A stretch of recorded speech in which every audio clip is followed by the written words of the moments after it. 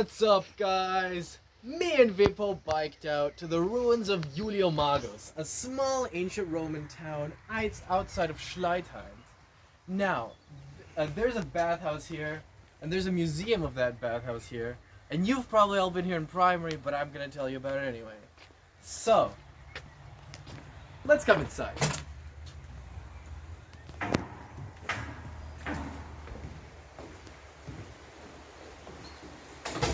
So, Iuliomagus was a small Roman town in the north of the empire, but even though it was small, it had a big bathhouse because bathhouses were very important to the people of Rome, and they were generally very important for Roman culture.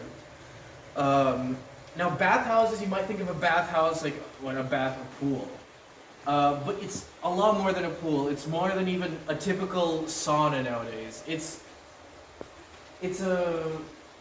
is a sauna. You have a lot of different treatments. Well, there's a sauna. It's basically a big spa. You have a lot of different treatments. People meet each other. People, from the whole village talk to each other from all parts of society. They talk about politics. Talk about what's going on generally in their lives. They just relax. You can book massages. You can get whatever you want, and the slaves that are necessary are always there. Even if this bathhouse is really old, it's actually technologically advanced because there were three types of rooms. The cold room, frigidarium, the warm room, tepidarium, and the hot room, calidarium. And slaves would heat up a lot of wood and burned it. So the heat could travel inside the floors. Now come here. The floors would go over these stone pillars, like you see in etch, and you would stand on this floor. So what that meant is that the heat from the heating room could travel through the floors. But not just the floors, because you see those are called tubuli, and they have holes in them. So the heat could travel from the floors into those tubuli, and the walls could then give off the heat from the sides. Also, in the lukewarm room, they just used the rest warmth from the kalidarium, from the hot room. So they didn't need two fireplaces. Yeah. So, the Romans got pretty far up in Europe. They got pretty far north. So, as you can see, Schleitheim was an important thoroughfare to get to a lot of further north parts of the empire. This was already very far north in the empire, but it was an important stopping off point. There were very rich people in Schleitheim too. It was like there were very rich people. This is the inside of a villa here in Schleitheim. And this is what the village looked like. This is what the Roman village used to look like of Iuliomagus. This is a bit of a map. This is more or less what a Roman house looked like back then. Pretty similar.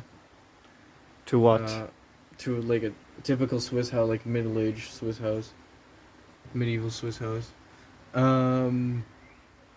They thought there might be a military camp here too, but they couldn't find it, so we don't know. But there probably was one. But there was a lot of stuff going on here. There was a lot more stuff going on here than goes on now. So yeah. Rome wasn't built in a day, and nor was this bathhouse. It was built in phases. In the first phase, it was just a small building, but it quickly got destroyed by a fire that went out of control.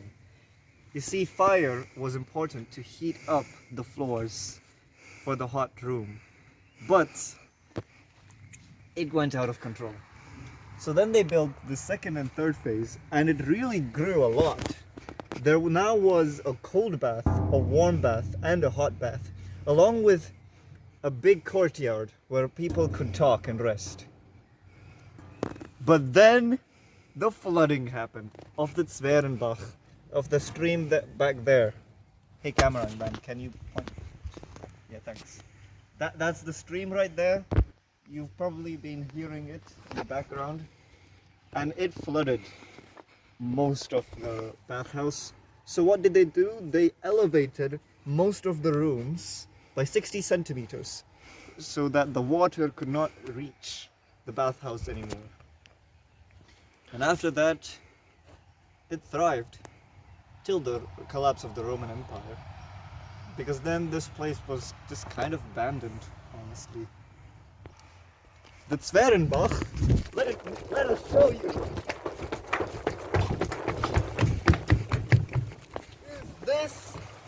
Is this stream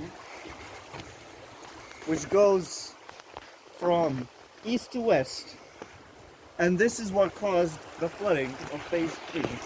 So they had to elevate everything 60 centimeters. We have to thank the descendants of the slaves, the Cleggi people, that the Romans enslaved. Because the Swiss people, they excavated all of this. And it was a really big and grand archaeological project. Lots of volunteers were involved in this. And like, this is just insane. Like, imagine you had to excavate all of this. And something so old. And you have to preserve it in perfect condition.